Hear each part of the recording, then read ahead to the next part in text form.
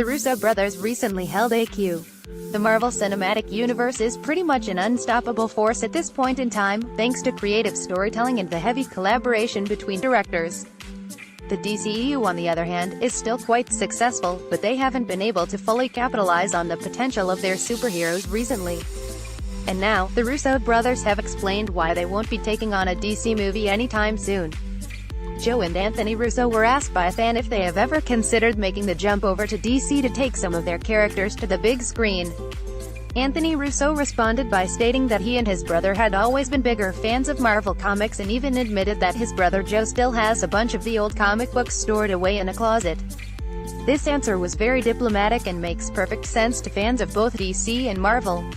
However, Joe Russo was a bit more blunt with his answer. He claimed that the DC characters are far too powerful to be interesting and were not relatable. This may cause a stir with DC fans, but it is just an opinion. All comic book fans have their reasoning for preferring one set of superheroes over the other.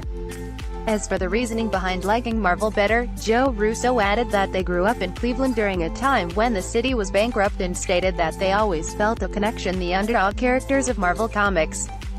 While the Russo brothers aren't going to be making a DC movie anytime soon, they both admitted that Batman is the most interesting of the DC characters, which many fans would agree with.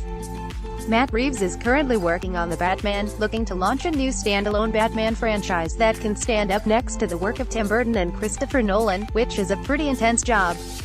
The Russo brothers taking on the Batman franchise would be pretty interesting to see, but that will more than likely never happen.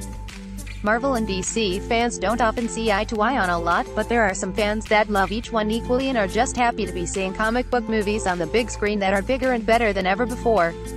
DC has a lot of projections that are currently in development that are sure to be huge, as does the MCEU.